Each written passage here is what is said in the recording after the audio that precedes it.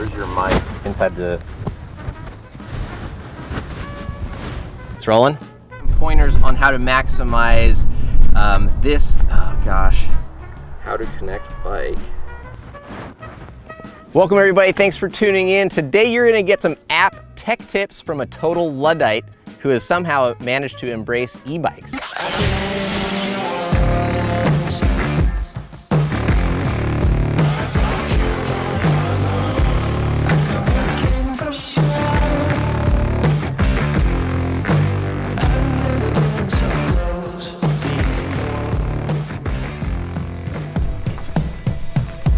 Today we are going to be talking about Shimano's eTube app and give you guys a few suggestions and also talk about some of the features and things that you might not know you can do from within Shimano's app to modify their new EP8 system.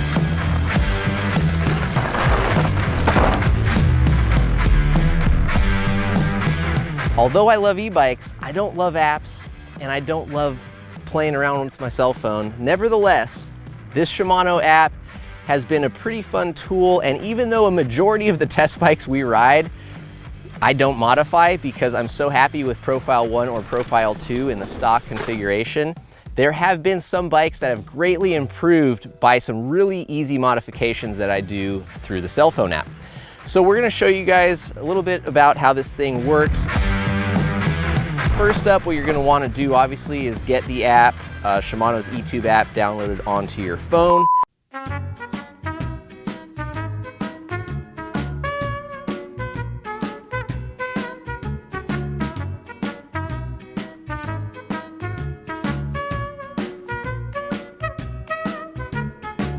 This does not require any, cell service or data or anything like that. It is purely a Bluetooth communication. You'll see a big plus button that says register or connect to bike.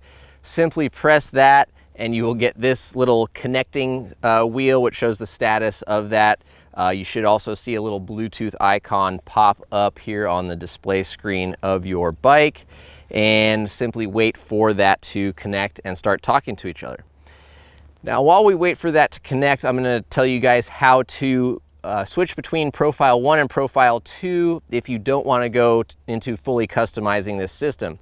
Once again, to get to the menu option here, you're just going to simply press and hold this. You have to do this process at a complete stop. You can't be moving and doing this on the fly as of yet. Who knows if that'll change with an update down the road. Once you press and hold that, get to the menu setting, you scroll down to Customize and Assist Customize, and you will see Profile 1 or Profile 2 as options. Profile 1 is going to be kind of more that natural, lighter assist, longer battery life, bigger range mode. Profile 2 is going to be something that's going to be a little bit zestier, a little spicier, more power, faster power. And it'll also be something that's great for riders, they said, over about 200 pounds. So one thing to note when you are trying to connect, it will ask you if you want to change your pass key. Shimano has given us the tip of just hitting later, and then you won't have to worry about getting locked out of your bike. All right, so bike 1, you can nickname the bike. Since we've got a garage full of test bikes, that's something important for us to do. We're going to call this the Canyon Spectral, and that way we know exactly which Canyon it is and can quickly see it in our list of bikes. All right, so now we are connected to the Canyon Spectral. Boom, this will again show us all of our system. We go to the computer here. This will allow us to change our units from miles per hour to kilometers, shift modes.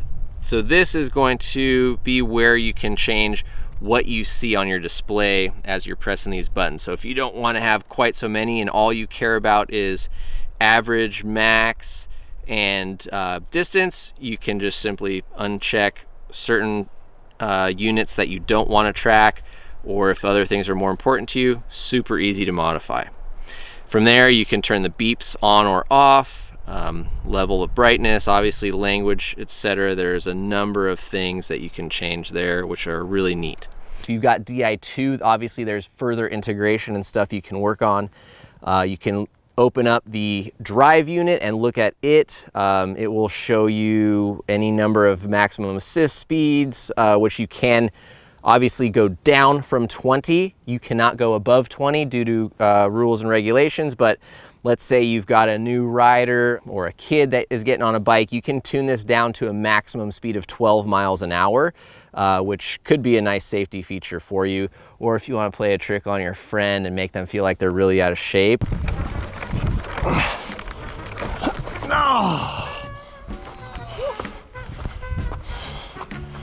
That's actually a good idea. I might do that to one of you guys. Okay, after that, we can go into the assist, which will be where we can really start tuning each part of the way this system works. So you can change the assist character, your max torque, as well as your assist start.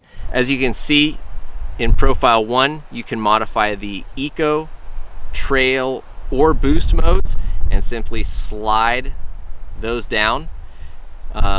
Then you can go to profile 2 and you've got the ability to customize each of those modes as well, eco, trail, or boost. Now what you can do and where you can benefit from this is, depending on your needs, your parameters, terrain, weight, and what you're looking to do, you can really get a lot out of this system. So for example, if you're commuting on the weekdays and going out for big epics on the weekend, you can set profile 1 to be your everyday commuter and you know, either tune it down or supercharge it to get you to work as fast as possible with minimal sweat.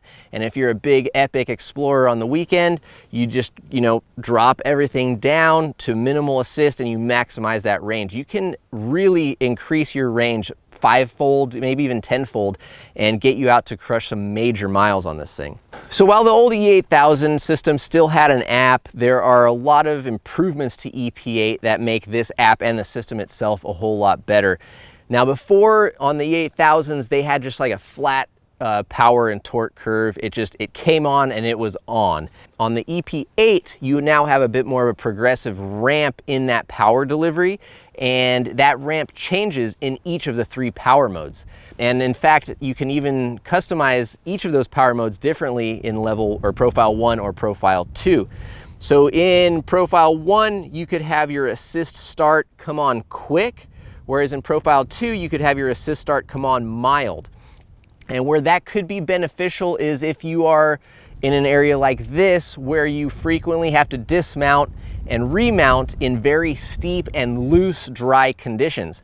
So if you've got a very quick assist start, when you are pushing down on that pedal, it's instantly gonna spin up, and that could cause you to either want to loop and lift the front tire or spin out and lose traction, and you've essentially pedaled 180 degrees and gone 2 inches and made no dent on your climb. So we're doing a bit of an experimentation and hopefully show you guys how much that this app will change the bike's performance. So I just logged in, and in boost mode in profile 1 and 2, I went to the opposite ends of the spectrum in the power ramp up, I guess, in the speed of the delivery. So in profile 1, I put it all the way down to slow. So it should theoretically let me put more torque and power of my own into the pedals. Whereas profile 2 is gonna be on fast, so it's gonna be an instant power engagement.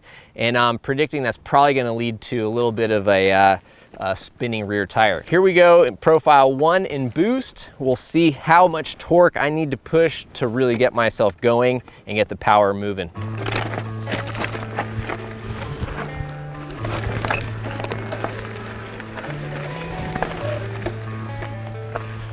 Okay, so I definitely felt like I had to push a little bit harder on the pedals, use some of my own strength to build up the torque before the motor started to spin up and give me power. So now we'll put it into profile 2, start in the same spot, and I probably won't have to push as hard and it'll spin up way quicker. I'm now in the fast mode.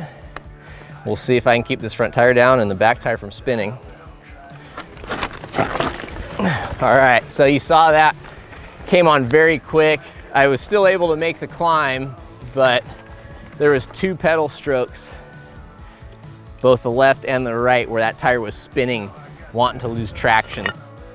So that's kind of an extreme example of going from one end to the other on that app, how you can quickly modify and give the bike two very different profiles and characteristics depending on where you're riding and what you want out of the ride.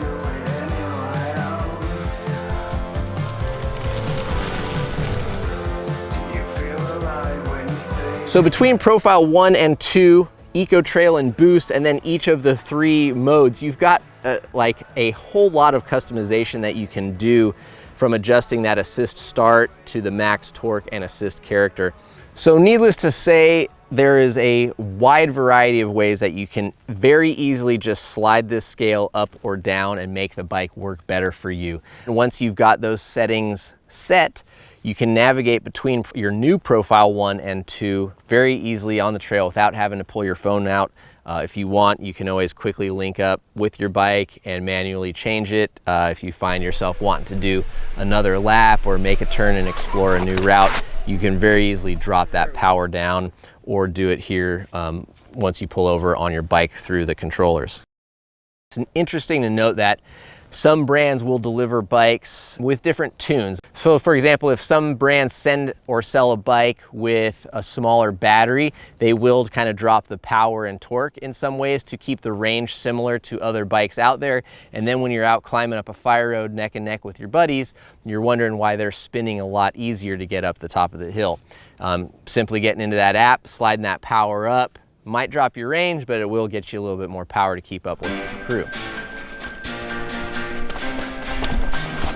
The bottom line is there is a lot of really awesome technology inside this system that gets really easily simplified onto your smartphone when you have that app.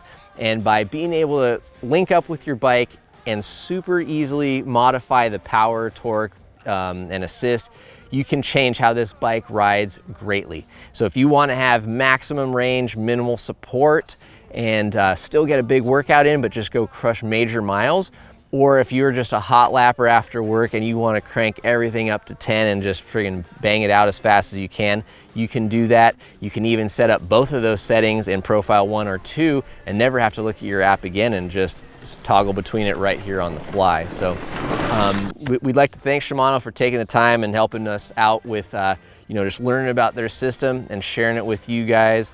We highly suggest that if you have a Shimano equipped e-bike, you get on that app. Now that we've spent more time playing with it, we're gonna definitely start using it a lot more on all of our test bikes in the future, and just having fun playing with those different settings and seeing how much of a difference we can make out here on the trails. Thank you guys for watching. We appreciate it. Reach out with any questions down below, and we'll be sure to reach out to Shimano if we can help. Thanks a lot, and we'll see you out on the trails.